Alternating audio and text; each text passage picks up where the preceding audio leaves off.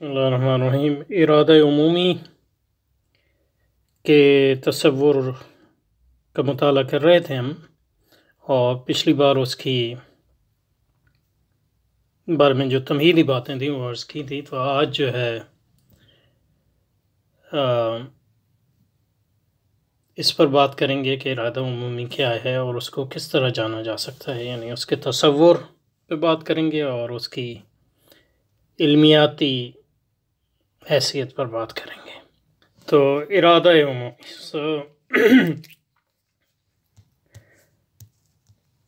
ارادہ پچھلی بار ہم نے دیکھا ارادہ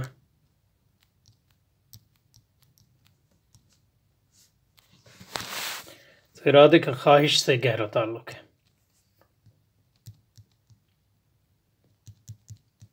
تو ایک لحاظ سے کہہ سکتے ہیں کہ ارادہ خواہش کے انضباط کا نام ہے۔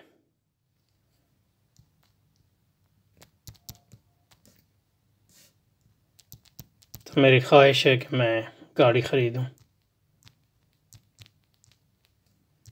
اور جب میں اس خواہش کو جو ہے ایک منضبط حیثیت دیتا ہوں، اس کو حاصل کرنے کی کوشش کرتا ہوں، تو اس کو میں پھر ارادہ کہتا ہوں۔ اور ارادے کے ذریعے ہم جو ہے مختلف خواہشات کے درمیان جو ہے توافق اور توازن اور ترجیح بھی کام کرتے ہیں،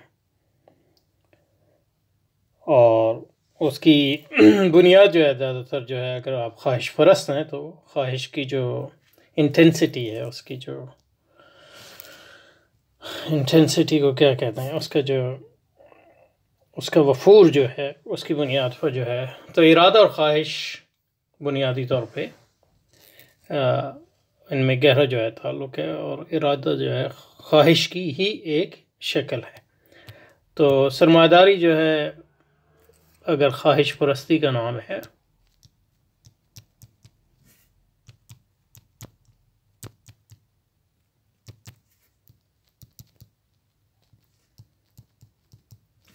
تو وہ انہی معنوں میں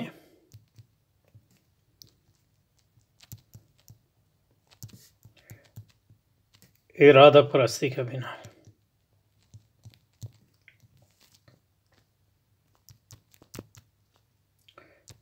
تو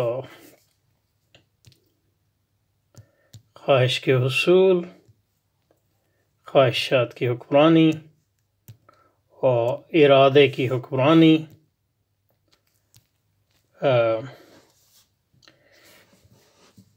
ایک ہی سکے کے دو پہلو ہیں۔ اور جس طرح خواہش جو ہے، خواہش میں یہ ہے کہ آپ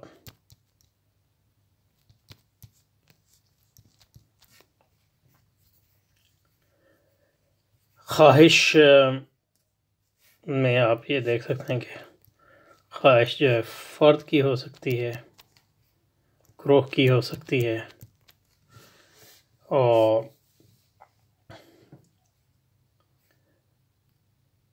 قوم کی ہو سکتی ہے، انسانیت کی بحثیت مجموعی ہو سکتی ہے، لیکن عمومی خواہش بھی ہو سکتی ہے۔ اور یہ فرق جو ہے، اور جس طرح مثلاً آپ نے دیکھا کہ سرمایہ جو ہے فرد کی سطح پہ بھی جمع کر سکتے ہیں، گروہ کی سطح پہ بھی جمع کر سکتے ہیں، تو یہ سرمایہ دار گروہ جو ہے، یہ سرمایہ داروں کے جتھے قوم کے لیے بھی جمع کر سکتے ہیں۔ تو آپ مطلب یہ ہے کہ اپنی ذات میں تو سرمایہ دار نہیں، لیکن اپنی قوم کو جو ہے زیادہ سے زیادہ جو ہے اس کے لیے سرمایہ آپ جمع کریں۔ پھر انسانیت کے لیے بھی آپ ہو سکتے ہیں۔ اور عمومی جو ہے اس کا تعلق، عمومی یعنی مطلب آپ کو اس سے غرض نہیں کہ سرمایہ کس کے لیے جمع ہو رہا ہے، لیکن یہ کہ زیادہ سے زیادہ سرمایہ جمع ہو رہا ہے، تو آپ نے اپنے آپ کو اسی پہ لگا دیا۔ تو اس کی پھر مطلب توجیہات بیان کریں گے، آپ کیوں عمومی سرمایہ عمومی سطح پر جمع کرنا چاہتے ہیں۔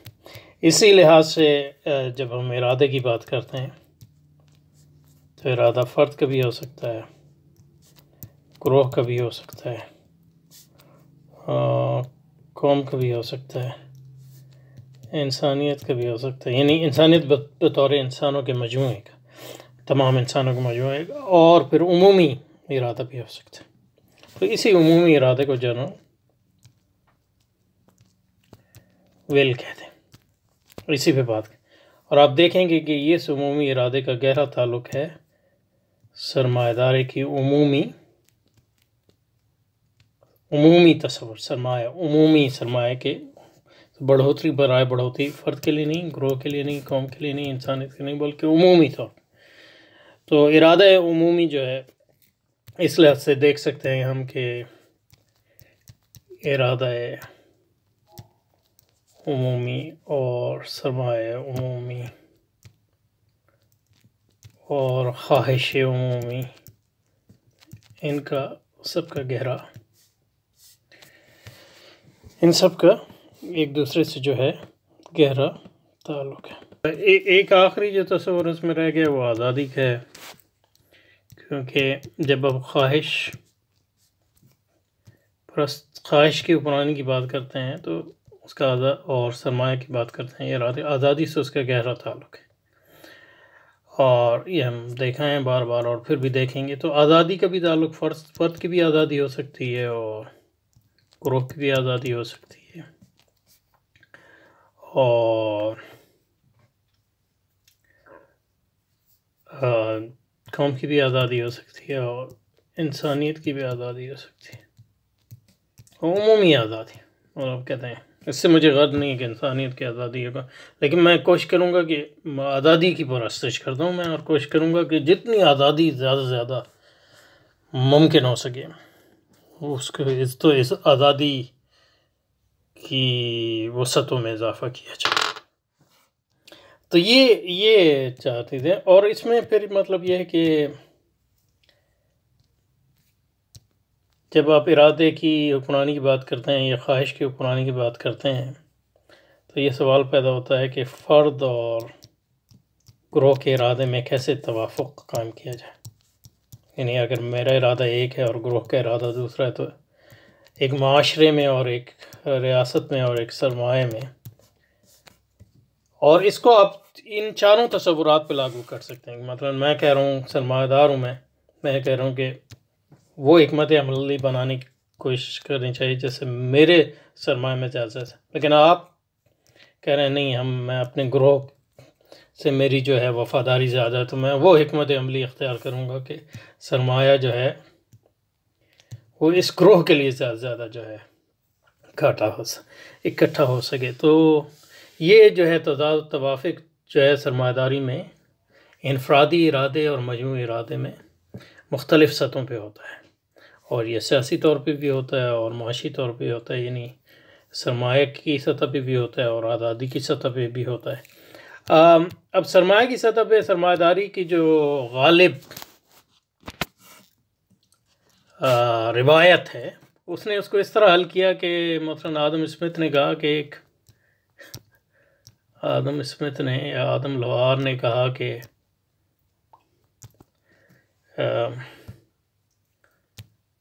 ایک غیبی ہاتھ ہے،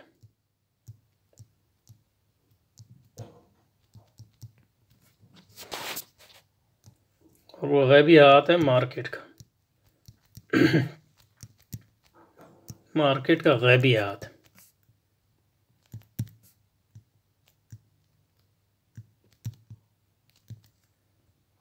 اس کو انویزیبل ہینڈ کہتے ہیں۔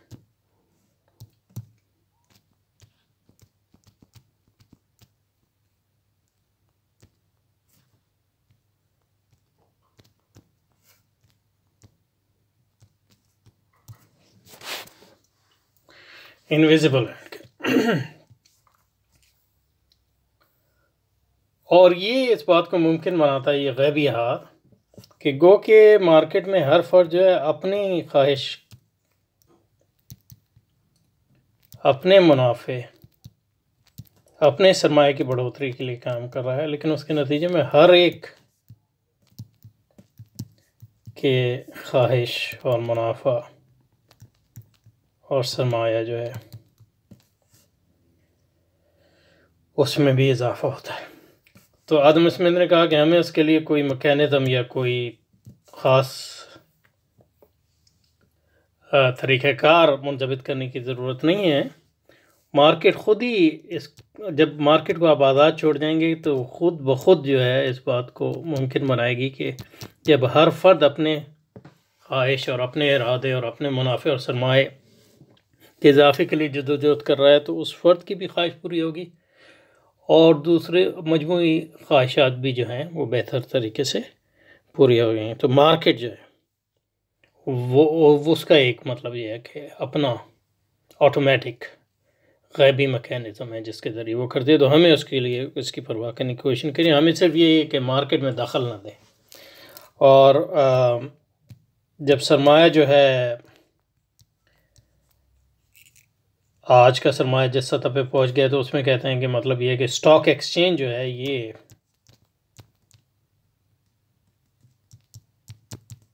ممکن بنائے گا کہ کس طرح جو ہے انفرادی سرمایہ،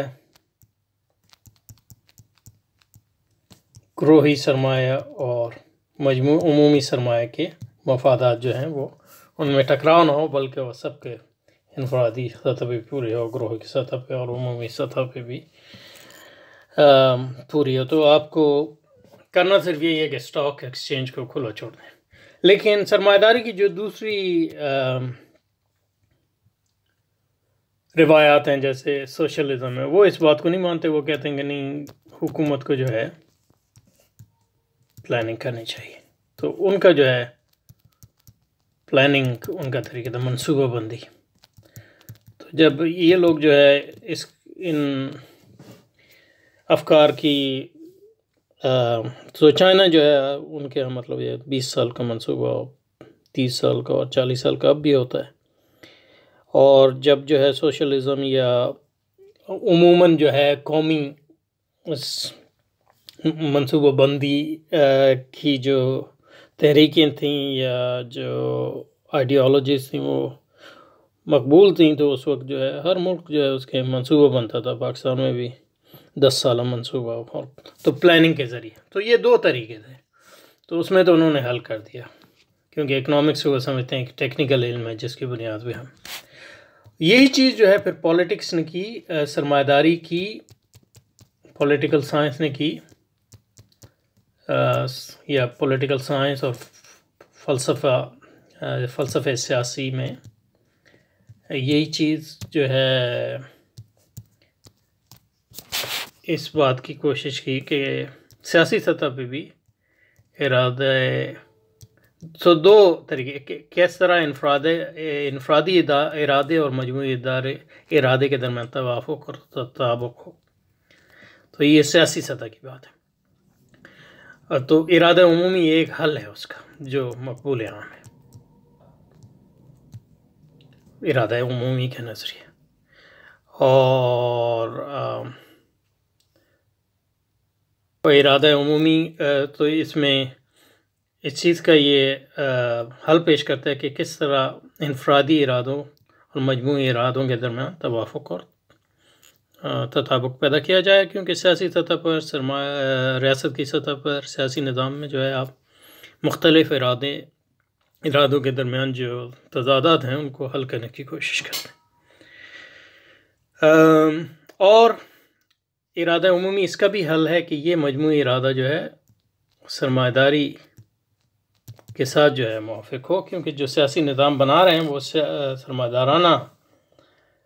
سرمایہ داری کا ہی سیاسی حصہ ہے. تو مطلب ارادہ عمومی اس بات کا حل پیش کرتا ہے کہ فرد کا ارادہ اور مجموعی ارادہ جو ہے عمومی سرمایہ کے ارادے سے جو ہے ہم آہنگ ہو اور اس سے باہر نہ نکلے.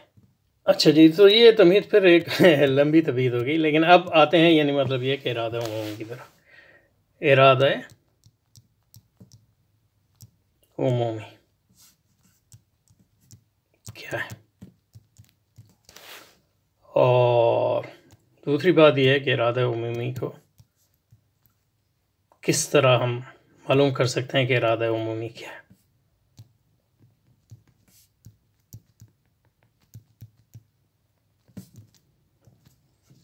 تو اس سلسلے میں جو 3 مفکرین ہیں ابتدائی میں، اصل میں تو مطلب روسو جو ہے اس میں سب سے اہم ہے کیونکہ اس کی فکر جو ہے پوری جو ہے اس معاملے میں جو افکار جو ہے وہ ڈیولپ ہو رہے تھے، فروغ پا رہے تھے، اس کا ایک ایپیکس یعنی اس کی ایک جو ہے یعنی تکمیل ہے. اور پھر روسو کا اثر جو ہے کانٹ پر ہوا، اور پھر کانٹ نے اس کو جو ہے اس کی مزید توجہ کی، اور ہیگل نے اس کی پھر کانٹ کے آگے بڑھائی بات. تو روسو کے ساتھ روسو کی اہمیت سب سے، لیکن دوسرے دو اشخاص بھی اہم ہیں. ایک ہے دیدرو، ڈینس دیدرو، جو روسو کا دوست بھی تھا، پھر اس سے لڑائی جھگڑا بھی ہوا روسو کا، ایک دوسرے سے لڑتے بہت ہیں. تو کیونکہ روسو نے جو اپنا عمومی ارادے کے افکار جو ہیں ان کو ڈیولپ کیا، ان کو یعنی ان کو ڈیولپ کیا، ان کو ترقی دی، وہ دیدرو کے خیالات کی تنقید کے لحاظ سے کی.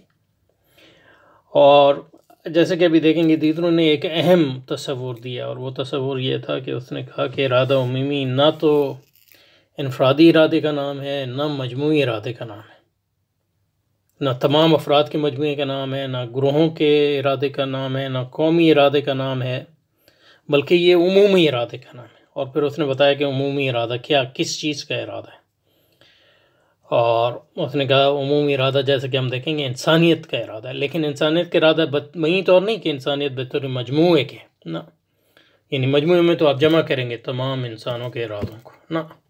اس نے کہا عمومی ارادہ جو ہے انسانیت کے تارہ ہے بطور نوع کے. تو بطور نوع کے انسان کے جو مفادات ہیں، اس کو جو چیز جو ہے ایکسپریس کرتی ہے، اس کا اظہار کرتی ہے، وہ ہے عمومی ارادہ. عمومی ارادہ اصل میں ان ارادوں کا نام ہے. عمومی ارادہ جو ہے انسانیت کے بطور نوع، یعنی بطور ایک اسپیسیز کے جو اس کے مفادات ہیں، اس کے اظہار کا جو طریقہ ہے وہ عمومی ارادہ ہے، اور وہی غالب آنا چاہیے. اور تیسرا جو مفکر اس میں اہم ہے وہ مال برانش ہے. مال برانش اس لیے اہم ہے کہ وہ ہمیں اس سے یہ، ایک تو یہ کہ دیدرو نے مال برانش کے افکار پر تنقید کے ذریعے ہی اپنے افکار کی جو ہے وہ تکمیل دی. لیکن مال برانش کے اس لیے بھی اہم ہے کہ اس سے ہمیں پتہ چلتا ہے کہ کس طرح جو ہے وہ عیسائی مفکر بھی ہے، یعنی عیسائی، لیکن عیسائیت کا ایک میں تغیر بھی لا رہا ہے. اور وہ کس طرح وہ عیسائیت میں اس نے تغیر لایا، اس کو بھی ہم دیکھیں گے. کیونکہ وہ کہتا ہے کہ عمومی ارادہ خدا کا ارادہ ہے، یہ کہتا ہے مال برانش. تو یہ تو بڑی مطلب یہ ہے کہ وہی بات جو مطلب ہے کہ یہ ہمارے علماء بھی کہتے ہیں عمومی ارادہ جو ہے خدا کا ارادہ ہے. تو لیکن مال برانش کہتا ہے کہ خدا کا ارادہ جو ہے اس کی کتابوں سے معلوم نہیں ہوگا، بلکہ وہ فطرت اور فطری قوانین سے. تو تکوینی ارادے کو خدا کی وہ عمومی ارادے سے جوڑتا ہے، اور اس کے ذریعے جو ہے وہ تکوینی ارادے کو اللہ کے تشریعی ارادے سے کاٹ دیتا ہے.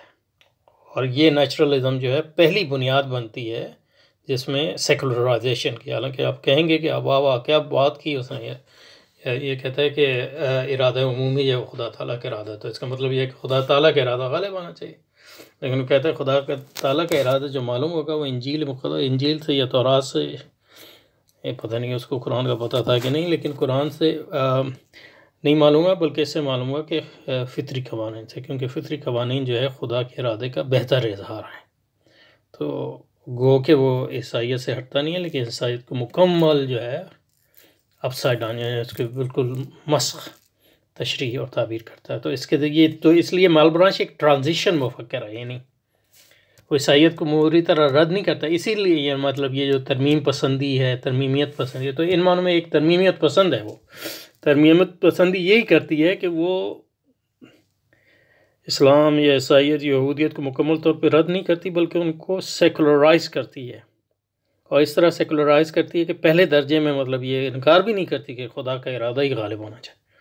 یہ کہتی کہ خدا کے ارادے کو معلوم کرنے کا ذریعہ کتاب مقدس نہیں ہے، قرآن نہیں ہے، تورات نہیں ہے، بلکہ خدا کے ارادے کو معلوم کرنے کا قوانین فطرت ہے۔ اور بظاہر تو مطلب قرآن بھی مطلب یہ کہتا ہے کہ اللہ کی تخلیق اور اللہ کے زمین و آسمان میں غور و فکر کرو، لیکن اس غور و فکر کو وہ اپنے تشریع ارادے کے تابع کرتا ہے، ورنہ مطلب یہ ہے کہ ہم تکوینی ارادے، ہم کہیں گے کہ ہم اللہ کے تکوینی ارادے کی پیروی کر رہے ہیں، لیکن مطلب یہ کہ کیونکہ تکوینی ارادے کی تشریح آپ کئی طرح سے کر سکتے ہیں، تو اس میں غالب امکان یہی ہے کہ آپ کہیں گے کہ میں تکوینی ارادے کی پیروی کر رہا ہوں، لیکن وہ اصل میں جو ہے آپ اس کی جو تشریح و تعبیر کر رہے ہوں گے وہ اپنے خواہشات کے مطابق ہی کر رہے ہوں گے، اور یہی ہوا۔ تو یہ تین لوگ اہم ہیں، روسو، دیدرو اور مال برانچ۔ تو آج جو ہے پھر ایک اور تمہید ہو گئی، تو اس میں اچھا ہے کیونکہ اس سے مطلب یہ ہے کہ ہماری اس میں نہ صرف یہ کہ ہم افکار سمجھ رہے ہیں بلکہ یہ بھی سمجھ رہے ہیں اصل چیز جو ہے وہ جو میں کوشش کروں وہ یہ ہے کہ ہم سیکھیں کہ کس طرح تصورات کو سمجھا جاتا ہے اور کس طرح دلائل کو بلڈ کیا جاتا ہے، کس طرح یعنی افکار کو بلڈ کیا جاتا ہے، کس طرح مطلب یہ ہے کہ تو یعنی سوچ کی ڈیولپمنٹ زیادہ اہم ہے اس سے کہ مطلب یہ ہے کہ آپ جانیں روسو نے کیا کہ کوئی بھی جان سکتا ہے روسو نے کیا کہا، تو لیکن وہ مطلب اس کی مثال ہے نابینا کی ہے، اس کو کہ استعمال کیا کرے گا اس کا، کہ عام جو ہے اس لیے آپ کو بتایا ارادہ کیا ہے، ارادے کا خواہش سے تعلق، سرمایہ، یہ سوچنے کی ٹریننگ ہے بیسیکلی۔ تو یہ بہت اہم ہے کیونکہ اسی کے نتیجے میں ہم اس بات کے متکفل ہو سکتے ہیں کہ ہم چیزوں کو سمجھیں اور پھر چیزوں کو جانچیں۔ تو انشاءاللہ اگلی بار جو ہے پھر عمومی ارادے پہ جو روسو، دیدرو اور مال برانچ کے افکار ہیں ان کو بیان کریں گے، اور انشاءاللہ اگلی بار جو ہے عمومی ارادے پر یہ جو بحث ہے اس کو ختم کریں گے۔